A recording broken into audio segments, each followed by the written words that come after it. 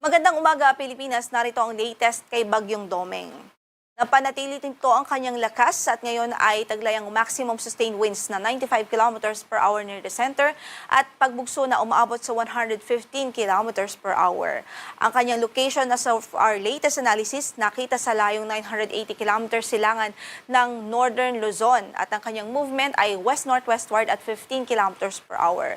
So as we can see, yung sentro at kabuuan po nitong bagyo ay nasa karagatan. Medyo may distansya naman sa landmass, pero yung kanyang trough o yung buntot ay nagdudulot po yan ng mga pag-ulan ngayon sa eastern section ng Southern Luzon at eastern section ng Visayas, particular sa northern and eastern Samar, sa Bicol region, sa Quezon province at maaari din po sa maghapon na ito, maaari din ito magdulot ng mga pag-ulan sa Batanes, Cagayan, Ilocos Norte at maging sa Apayao Province.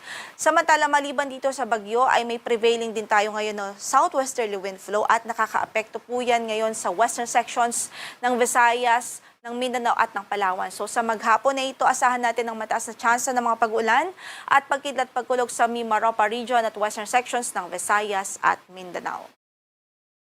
Base po sa latest track na ipinalabas natin ngayong 5 a.m., so nananatiling mababa naman ang tsansa ng landfall scenario nitong si Bagyong Domeng.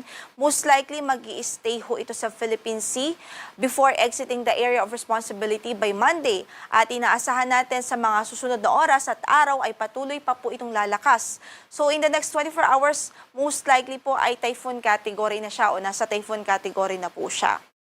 So sa kasalukuyan nakikita din po natin medyo may distansya yan sa ating landmass. Ang nakikita po natin na pwede pong at dapat nating bantayan dito ay ang kanyang enhancement ng southwesterly wind flow.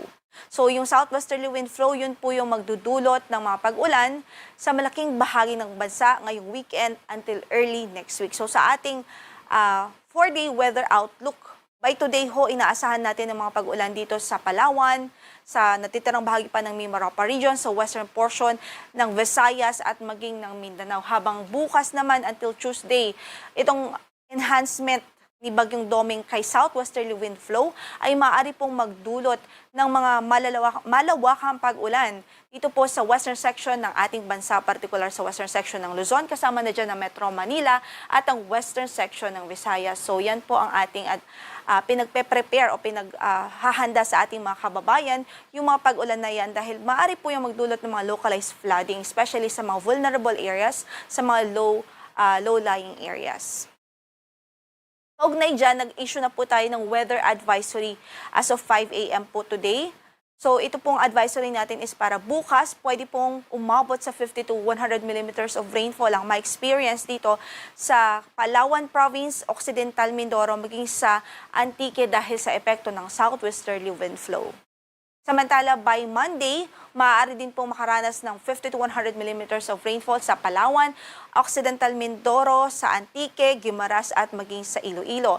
At maaari pa rin pong madagdagan pa ang mga lugar kung saan makakaranas po ng malalakas na pag-ulan sa mga susunod na araw dahil sa enhancement nitong southwesterly wind. So kahit patuloy tayong mag-ingat, magantabay sa updates ng pag-asa, even sa mga rainfall advisories at weather advisories po natin, patuloy tayong mag-antabay at maghanda na rin po sa mga paparating ho na pag-ulan dahil sa southwesterly wind flow. Samantala, yung strong to gale force winds ay maaari pong maranasan sa malaking bahagi ng Kabisayaan, sa Batanes, Cagayan, Pangasinan, Zambales, Bataan, Cavite, Batangas, Occidental Mindoro, Oriental Mindoro, Palawan, Romblon, Marinduque, Masbate, Albay, Sorsogon, Zamboanga del Norte, Misamis Oriental, Camiguin, Agusan del Norte, Surigao del Norte, Dinagat Islands, Sarangani, Davao Occidental at maging sa Davao Oriental.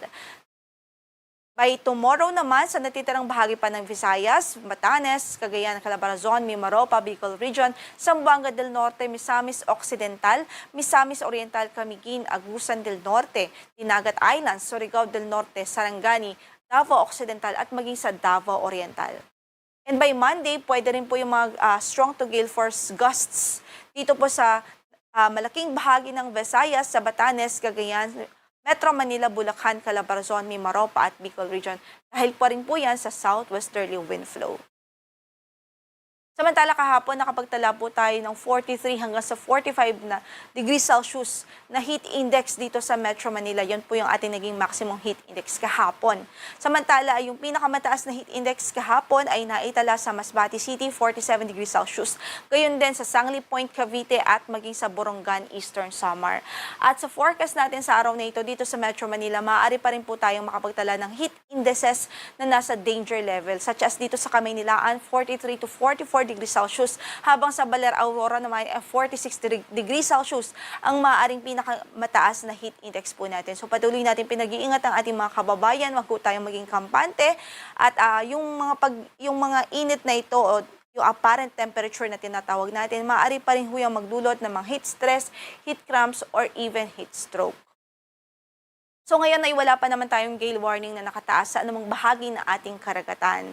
Banayad hanggang sa katamtaman sa malaking bahagi ng Visayas at Mindanao, pero dito po sa extreme northern Luzon o sa northern Luzon area ay katamtaman hanggang sa maalon ng kondisyon ng karagatan.